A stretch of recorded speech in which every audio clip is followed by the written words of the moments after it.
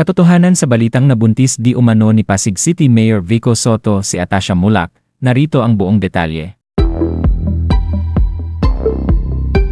Marami ang nagtatanong kung totoo ang tsismis na kumakalat ngayon sa social media. Kung saan nabuntis daw di umano ni Pasig City Mayor Vico Sotto ang Eat Bulaga host na si Atasha Mulak.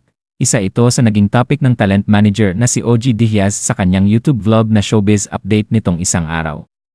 May mga vloggers raw kasi na nagpapakalat sa social media ng balita na tila may nangyari kina Atasha at Vico at nabuntis na nga daw ng alkalde ang dalaga. May mga kumakalat pang ang tsismis na niregaluhan pa raw ng alkalde ng singsing ang anak nina Charlene at aga pagkat handa raw nitong pakasalan ito.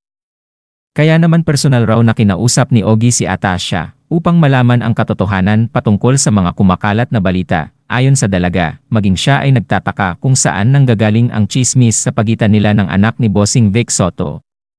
Kinorner ko si Atasha. Sabi ko sa kanya, ano yung balita sa inyo ni Vico Sotto? Sagot niya, yun nga tito nagtataka rin ako, hindi ko alam yun kasi unang-una hindi pa po kami nagkikita, kwento ni Ogie. Sabi pa ni Atasha, tanging sina Danica at Oyo pa lang ang nami-meet niya sa mga anak ni Bossing Vic. Kaya naman nagbabala si Ogie na mag-ingat sa mga nagpapakalat ng fake news, so in other words, yun pong mga pinapanood nyo na kaagad-agad na paniwalaan ninyo. Mga fake news po yan. Dahil usong-uso po yan sa YouTube yung mga nag-imbento ng mga balita, tapos wala naman silang mga sources. Tapos parang nagwi-wish pa sila ng bonggang-bongga sa dalawa, wala nga silang pinagkuhaan ng balita. Kaya wag po kayong masyadong nagpapaniwala sa fake news. Kami rito may mga resibo kaming binabalandra otherwise nakausap ko yung artista, kapag galing po dito ang balita, not necessarily paniniwalaan nyo kundi pakikinggan nyo lang.